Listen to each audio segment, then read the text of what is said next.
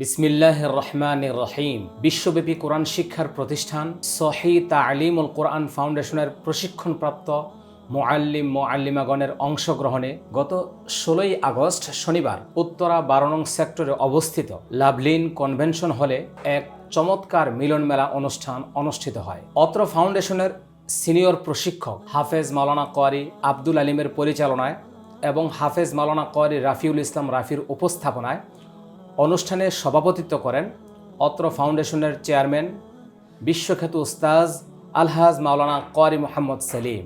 অনুষ্ঠানের শুরুতে বেশ কয়েকজন মুআল্লিম মুআল্লিমা পবিত্র কোরআন তিলাওয়াত ও ইসলামী সঙ্গীত পরিবেশন করেন। অনুষ্ঠানে আগত মুআল্লিম মুআল্লিমা সহ বিভিন্ন অতিথিগণ বক্তব্য রাখেন। বিশেষ করে মুআল্লিম মুআল্লিমাগণ তাদের বক্তব্যের মাধ্যমে আগামী পথ চলাকে সহজ করতে ফাউন্ডেশন কর্তৃপক্ষের কাছে অনেক গুরুত্বপূর্ণ আর্জি পেশ করেন। অত্র অনুষ্ঠানে আমন্ত্রিত মেহমানগণ বলেন, উস্তাজের প্রতি শ্রদ্ধাশীল হতে হবে এবং উস্তাজের পক্ষ থেকে দেওয়া প্রশিক্ষণ যথাযথভাবে সর্বস্তরের মানুষের কাছে পৌঁছে দিতে হবে।